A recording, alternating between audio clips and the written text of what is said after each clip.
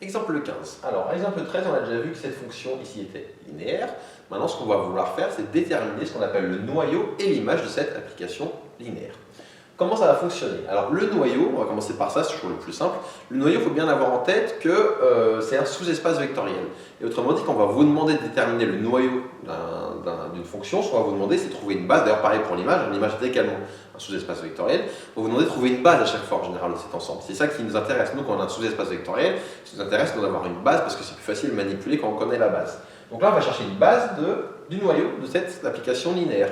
Comment je fais pour trouver la base d'un sous-espace vectoriel? Je vais justement faire ce qu'on avait fait dans le précédent, c'est-à-dire, je vais prendre un élément U qui a pour coordonnée x, y quelconque dans le noyau. Donc je fais comme je faisais avec les sous-espaces vectoriels classiques, comme on voyait avant, et je vais me poser la question, que signifie que U est dans le noyau de f? Et ça, la réponse va tout le temps être la même, ça va être dans le noyau, la définition c'est que f de U égale à 0. Et là, maintenant, je sais que être dans le noyau, c'est f de U égale à 0. Je vais regarder qu'est-ce que signifie f de U égale à 0. Donc f d'un vecteur U pour coordonnée x, y vaut 0 si x plus y égale à 0. Donc ça me donne x plus y égale à 0. Et donc, je peux écrire assez facilement que, par exemple, x égale moins y. Et donc, pour conclure, si x égale moins y, je vais remplacer U. U, ça vaut donc x, je remplace par moins y, et y, je laisse inchangé parce que j'ai pas d'info dessus. Donc ça me donne y facteur de moins 1. Donc qu'est-ce que je viens de montrer ici? Je viens de montrer que si je prends un élément quelconque dans le noyau de f, il s'écrit obligatoirement sous la forme une constante fois moins 1.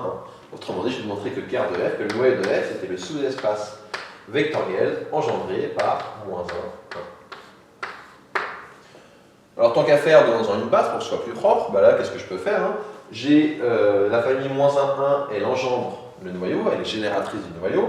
Comme elle est composée d'un seul vecteur, elle est obligatoirement libre, donc c'est une base. On va l'écrire. De plus, moins 1 est libre.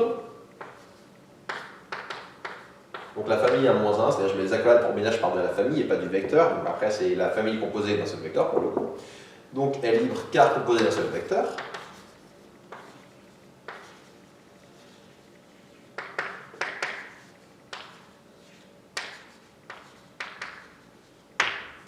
Et donc, c'est une base de ker de f.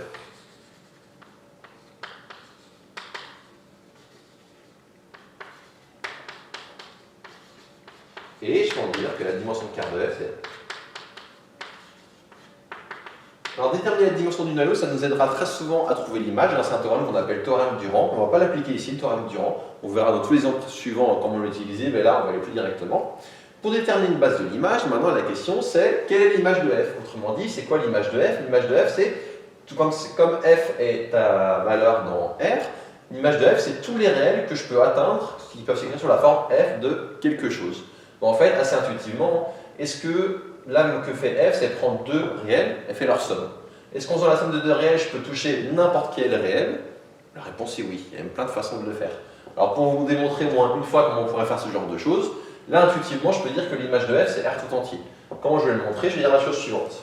Alors déjà, on sait que, pour que vous ayez bien ça en tête, donc l'image de f, l'image de l'application linéaire est toujours incluse dans l'espace d'arrivée.